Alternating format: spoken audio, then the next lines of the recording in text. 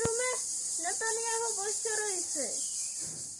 আরে নেতানিয়াহু সাহেব, ইরানের কোন খাবারটা খাইলো?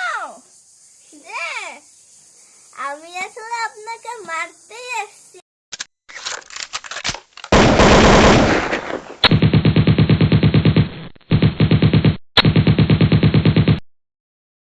এই ভিডিওটি শুধুমাত্র বিনোদনের উদ্দেশ্যে তৈরি। কেউ সিরিয়াসলি নিবেন না।